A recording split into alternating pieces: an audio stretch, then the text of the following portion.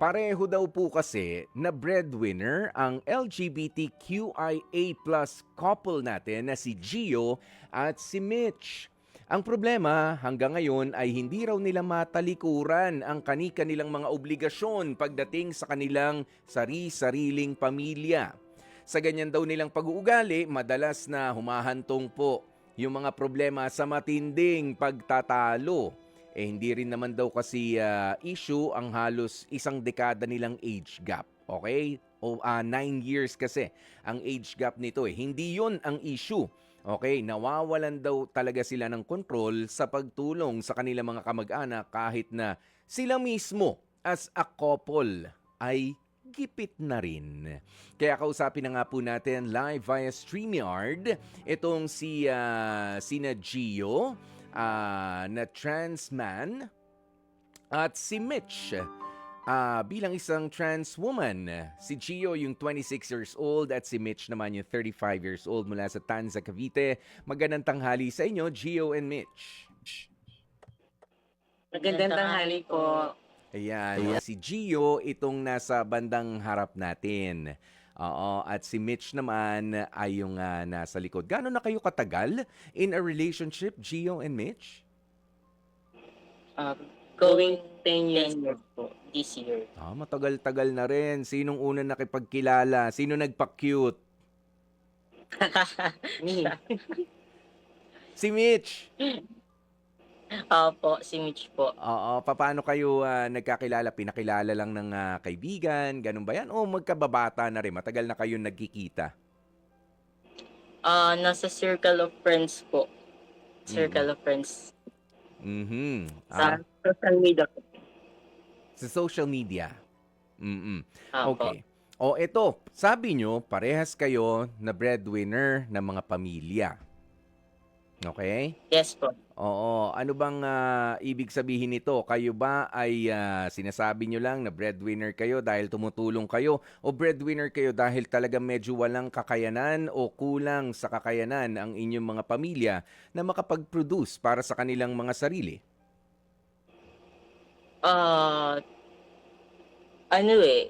We say na breadwinner kami kasi kami yung may capacity to help po sa kanila. Although kaya naman mag-provide ng family namin, pero may time na talagang kinakapos kaya kami po yung kauna-unahang tumutulong. Okay, isa-isahin natin kasi bawat pamilya nyo nga ba, Gio, ay kumbaga tinutulungan ninyo. Pareho, no? If po, Oo, parehas. O ikaw, Gio, ilan ba kayo? May mga kapatid ka ba na meron din namang kapasidad na makatulong kila nanay, kila tatay? Meron ba mga may sakit na kailangan suportahan? Hopefully, wala naman. wala naman. Ako po kasi yung panganay eh. Then may kapatid po ako nasa 7 and 2 years old pa lang po. Naku, babata. Oo, kaya ikaw talaga yung aasahan. Ang layo naman ng agwat ng edad ninyo. Oo, 26 Opo. ka na, no, Gio? Opo. Tapos ang sumunod sa'yo, 7 and 7 and 2 po. 2 years old. Si nanay ba nagtatrabaho pa? Hindi na po, may business lang po. Okay. Meron namang pinagkakakitaan si tatay. Ganun din po. Same po sila, nagpo-food business po. Very good. Okay, ibig sabihin, parehong may pinagkakakitaan. Si Mitch naman. Mitch, ganun din ba? Malayo din ba ang agwat mo? Kasing layo nung kay Gio? May mga kapatid ka ba? Yes po, may mga kapatid po ako. Magkakasunod po yung age naming tatlo. Then yung pinakabunso naman po is malayo rin po yung age gap namin. Mm-mm. Bali, 4 po kami. 4. So, tumutulong sa pagpapaaral. Nag-aaral pa yon. Hindi na po. Tapos na po sila lahat ngayon. Okay. So, sa paanong paraan pa nangangailangan itong yung pamilya mo, Mitch? Kapag ano po, yung mga kapatid ko po, pag walang-wala na po talaga, syempre, tutulong po talaga ako kasi yun yung ano ko na makatulong sa kanila kapag sa panahong walang-wala sila. Mm, mm. Okay, alam mo wala naman talagang masama kung tutulong, 'di ba, sa mga pamilya natin. Pero gaya nga ng sabi mo, tapos na rin sila sa pag-aaral. Meron na ba silang mga trabaho, naghahanap buhay ba? Bakit, umaabot doon sa panahon na nauubusan, yung walang-wala na?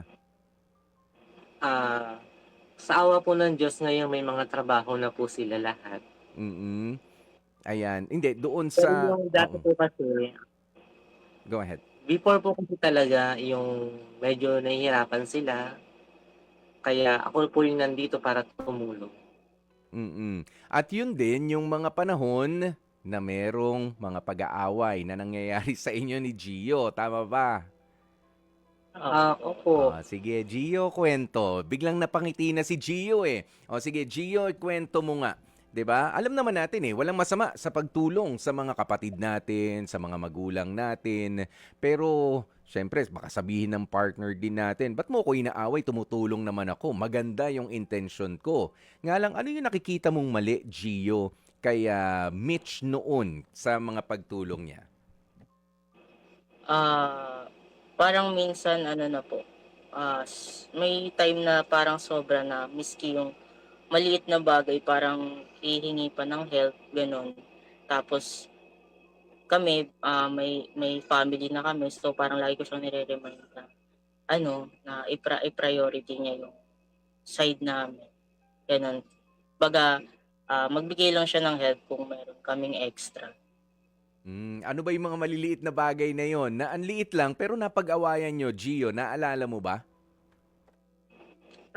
Minsan ano, yung pang-food ng kapatid niya, pero ano kasi, parehas kasi kaming nag-start sa zero. So, parang mula umpisa, wala ding tumulong sa'min. So, talagang sikap lahat ng ginawa namin. So, parang inaano ko na, turuan mo rin yung mga kapatid mo na magsikap ng gano'n kasi wala din naman tumulong sa'min.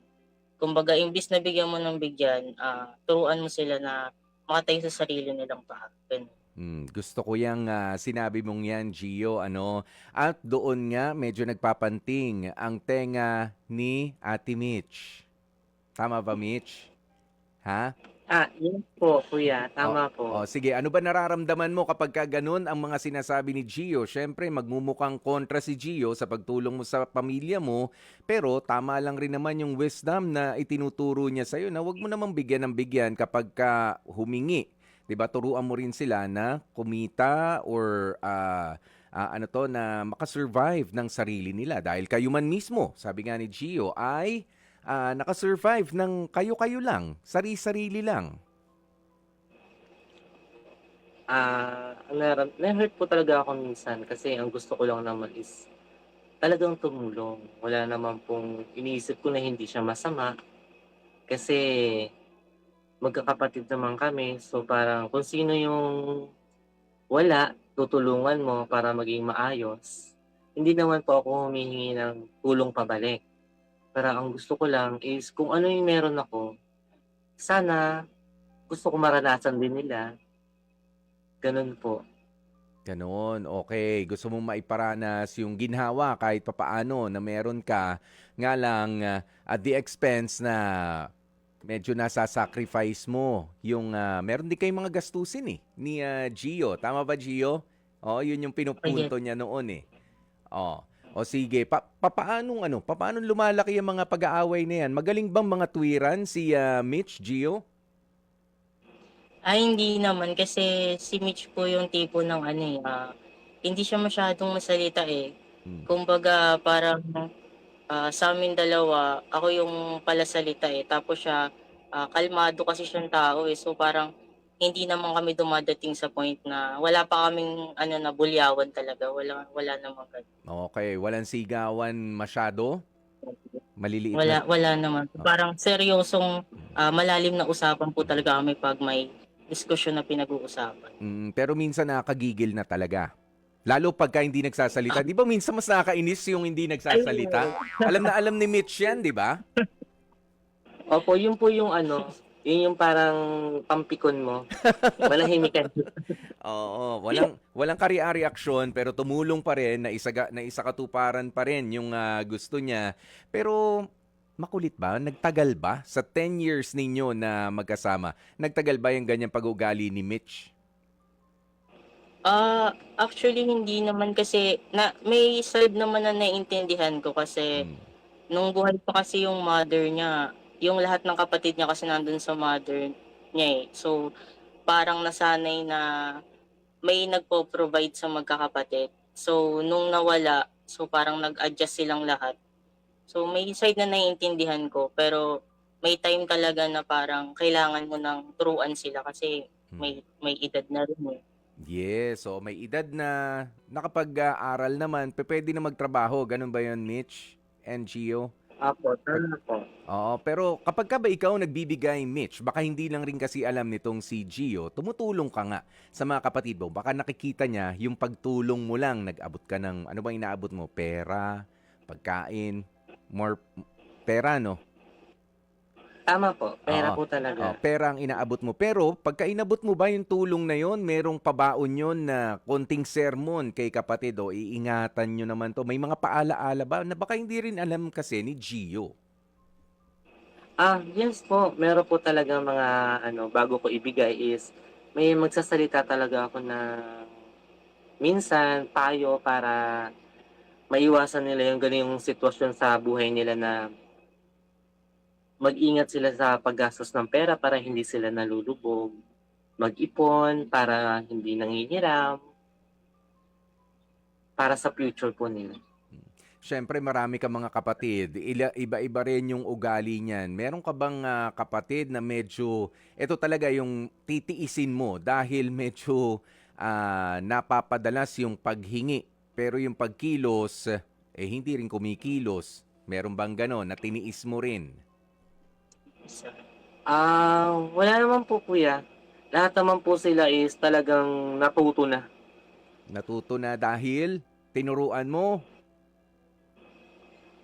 Turo rin po at sermon siyempre. Yun, oo, nasermonan mo rin.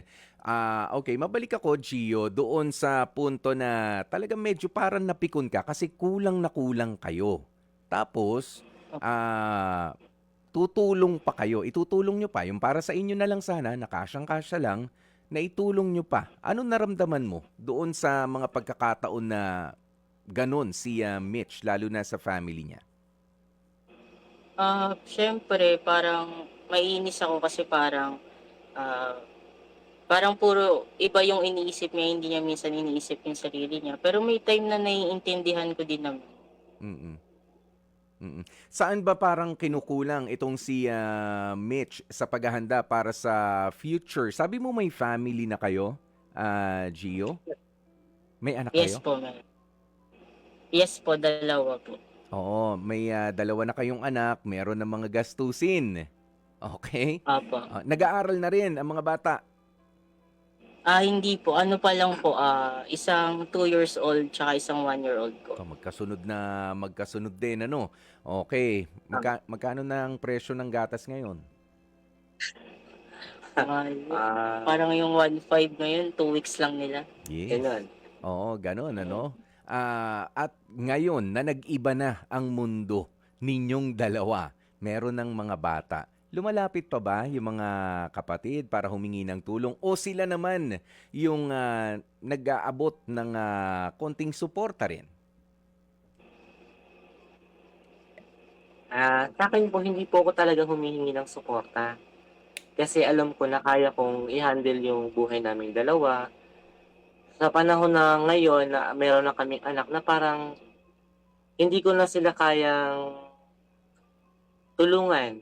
Kasi mas kailangan ko ng tulungan yung family naming dalawa. Yung mga anak ko po, yun na po yung priority ko. Ngayon naman, kung hihingi man sila ng tulong, siguro kung ano lang yung meron ako na kaunti, yun na yung kaya kong i-share. Hindi ko na kaya magtumulong na tulad ng ginagawa ko na dati na all out sa pagtulong, mababawasan na po talaga ngayon. Yun, okay. Mitch, Gio, maganda yung pagkakasagot ni Mitch, ano? Parang sa beauty contest, eh, no? Napaka-ideal dun sagot niya. Pero nagagawa ba ni Mitch, Gio? O hindi pa rin?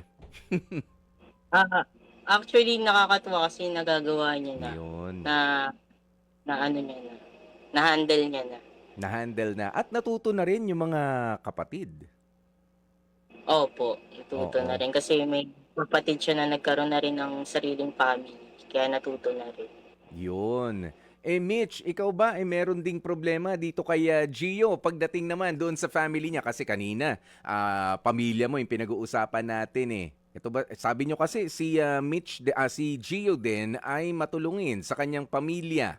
Nasesermonan mo rin ba? Kinakausap mo rin ba, Mitch? Yes po kuya, hindi po mawawala yun. Mm. Kasi sa aming dalawa, mas all out siyang tumulong Mm. kumpara sa akin. Yung parang pagtulong ko 50%, sa kanya kasi nasa 100% Ay, na. gano'n. Sige, magkwento ka pa, Mitch. Gusto namin marinig yan. Sige, go. Ano ba? Hindi, ano po kasi Ah, siya, tawag doon, sobrang mapagbigay po talaga siya.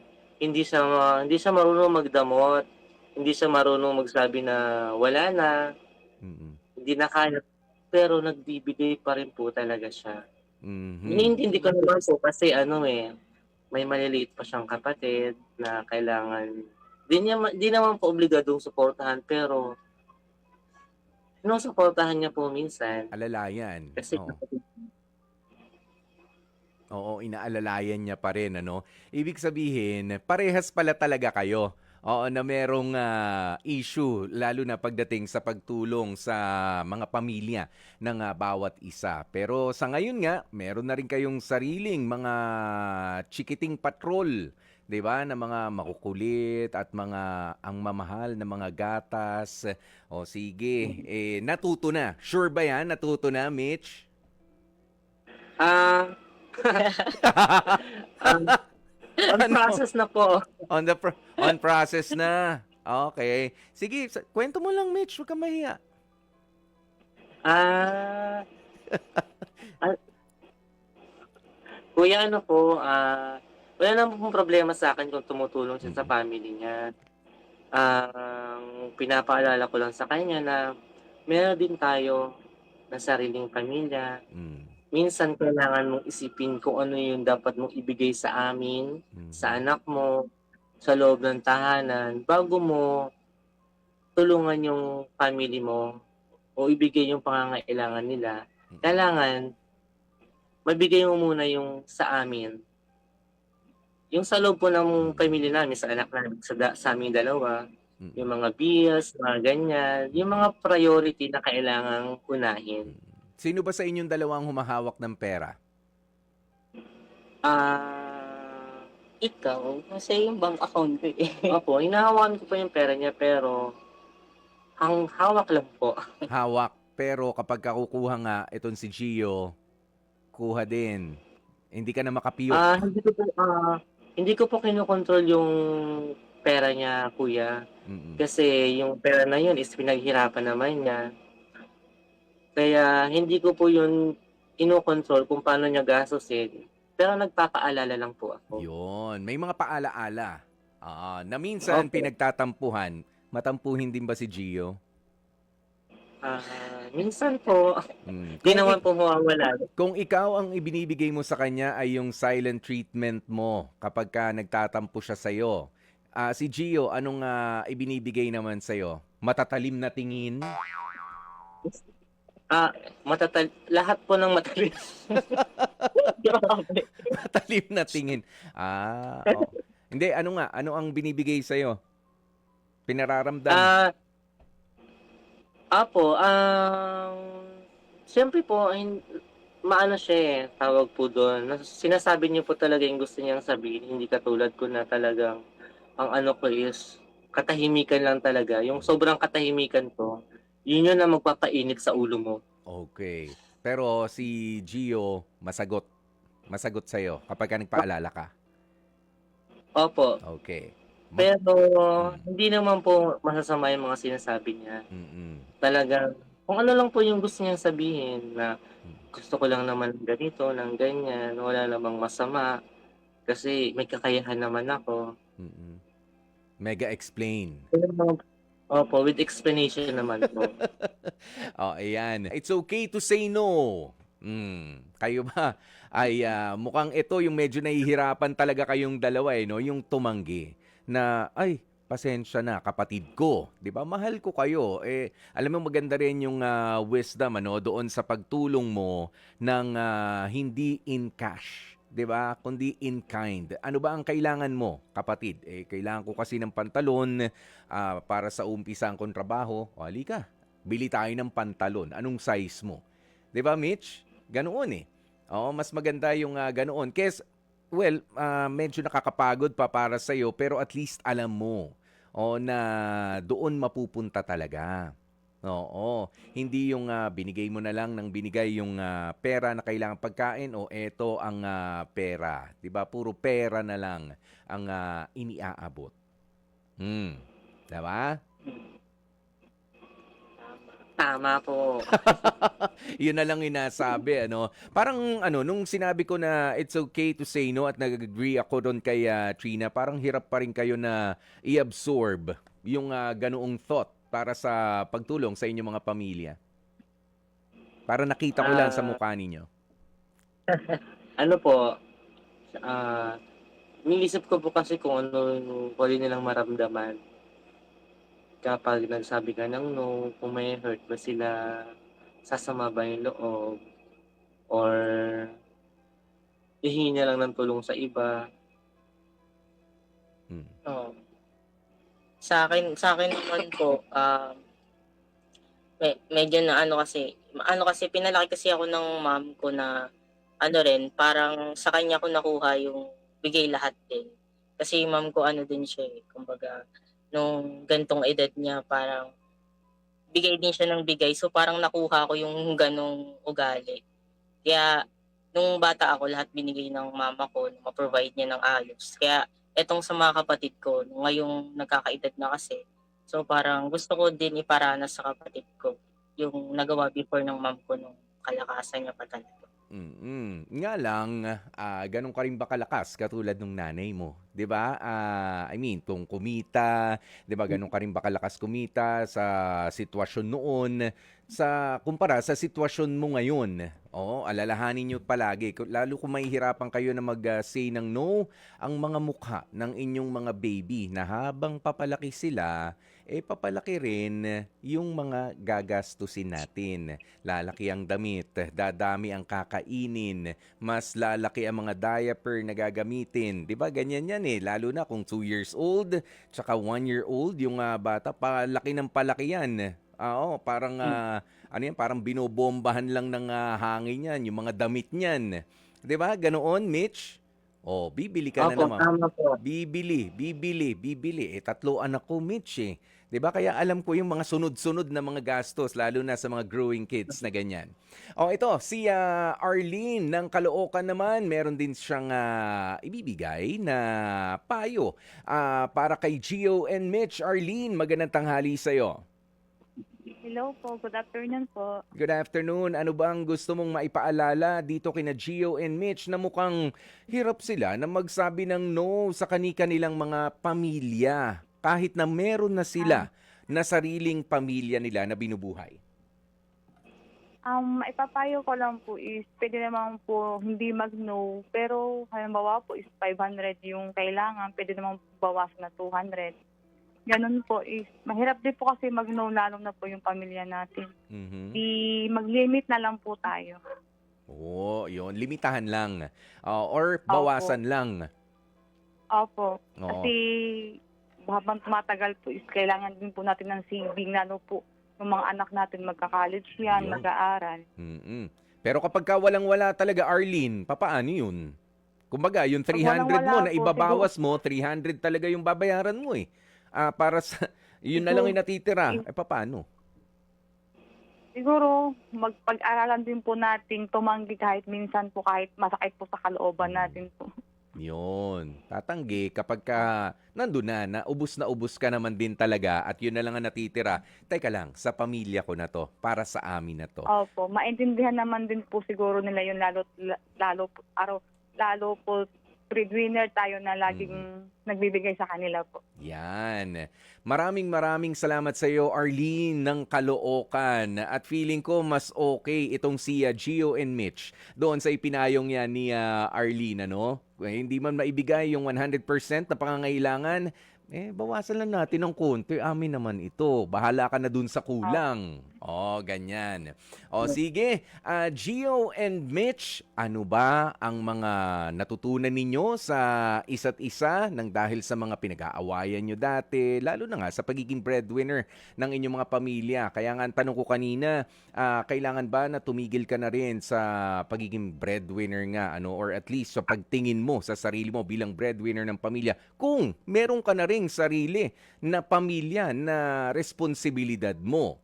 Okay, Gio and Mitch, pag-usapan nyo to at sabihin nyo sa amin ano ba ang inyong HEART decision. Mag-usap kayo. Ayan, Mitch, nasa tabi mo lang si Gio. Gio, nasa tabi mo lang si Mitch. Sige, kausapin nyo isa't isa.